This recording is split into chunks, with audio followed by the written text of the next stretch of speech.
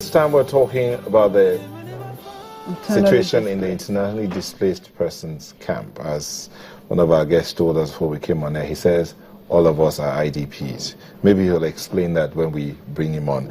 Now, the internally displaced persons are said to be living in very poor conditions in the camps. Adama, Yobe, and Taraba states, women and children have no access to water, good sanitation, dignity, basic shelter, and most of all, food.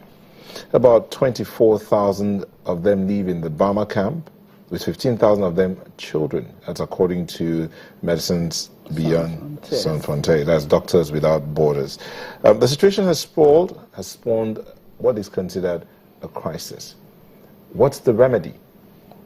Today we'll be talking the situation in the camps, and then we're talking nutrition as well. How can they be properly, just save the children from diarrhea. Exactly. So we have in the studio to help us look at this. From our Abuja studio, we have Ayan Dewat, Chief of Nutrition, UNICEF Nigeria. Thank you for joining us.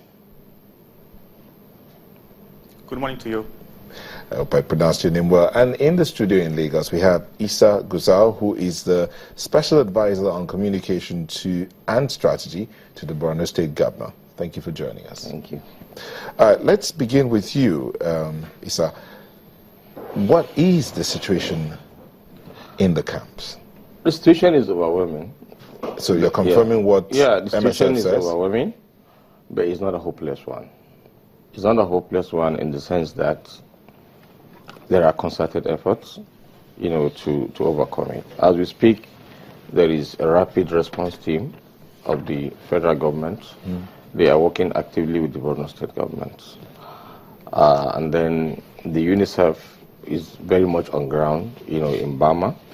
Hitherto, the UNICEF wasn't quite, on ground because the place wasn't accessible.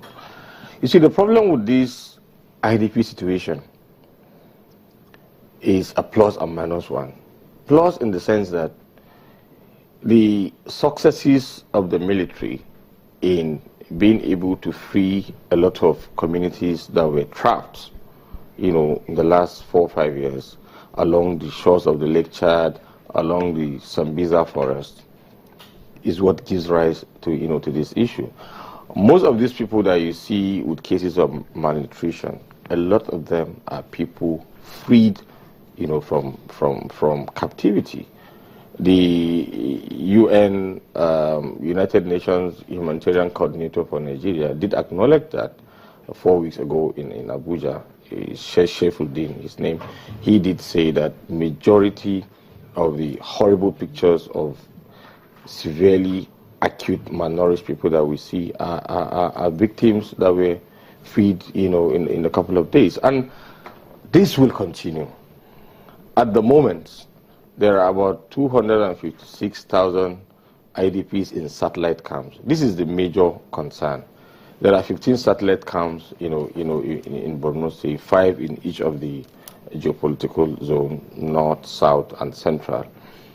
And now, based on the projection of the International Organization of Migration, which is, an organ of the UN, the projection is that these IDPs, in these camps are likely to hit 750,000 within the next 3 months. The reason is because they are using what they call displacement tracking matrix in identifying, looking at the movement of the IDPs, how they come into camps, how they are liberated. So they project that there will be 750,000. The military will keep getting them, and then most of those 750,000 that will be released, you are likely to find, this kind of cases. Okay, so if that projection is there, what plans are there to ensure that the ones on ground, and of course those that are coming in, especially women and children, get the best of nutrition and medical help? I think identifying a problem for me is halfway to the solution. The fact that I'm telling you that there's this projection is enough to for us to start working on it. Right now we are already preparing for this 750,000 within the next 3 months. That's what we are working on. The rapid response team, like I said, is on ground. The UNICEF, many other international organizations, they are fully on ground in Maiduguri.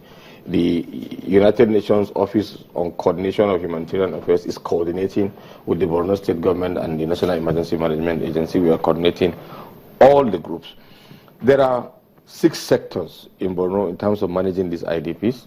We have the health sector, the food and security, the social protection, conditional cash transfer, education, and water hygiene and sanitation.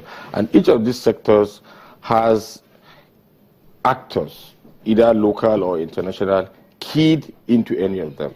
Okay. If you have all of these sectors, and we have some estimated figures of about 200 children dying alone in June of malnutrition and diarrhea, would you say, all of these sectors have been able to come together and ensure that, this doesn't happen?